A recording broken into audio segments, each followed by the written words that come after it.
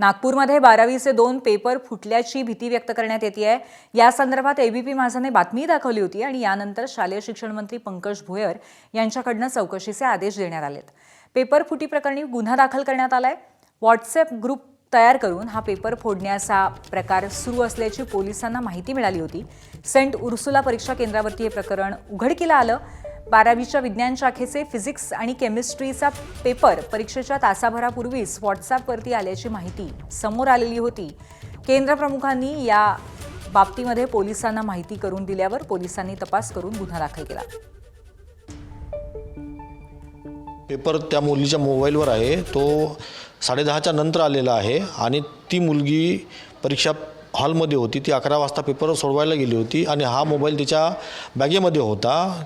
त्यामुळे तो मोबाईल तिला 11च्या नंतर म्हणजे जेव्हा ती वॉशरूमला 12 वाजता गेली, 12 वाजता ती मोबाईल घेऊन पुन्हा कक्षात आली होती, तिच्या परीक्षा कक्षात।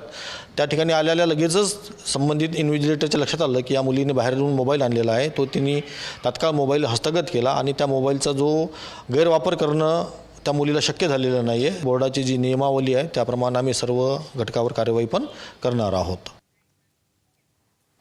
दरम्यान नागपूरमधल्या या 12वीच्या पेपर फूट प्रकरणाची गृहराज्यमंत्री पंकज भोयर यांनी दखल घेतली आहे आणि दोषींना सोडणार नाही अशी माहिती दिली आहे।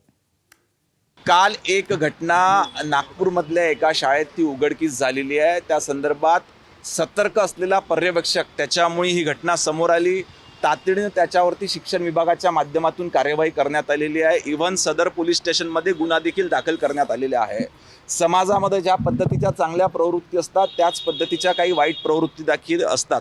याच्यावरती आळा घालण्याकरिता आम्ही त्या ठिकाणी सदर पोलीस स्टेशनला तक्रार देखील दाखल केली आहे। अशा पद्धतीच्या घटना ज्या ज्या ठिकाणी घडल्या असतील किंवा घडतील याच्यावर बारीक लक्ष हे शालेय शिक्षण विभाग त्याच पद्धतीचं गृह विभागाचं देखील आहे।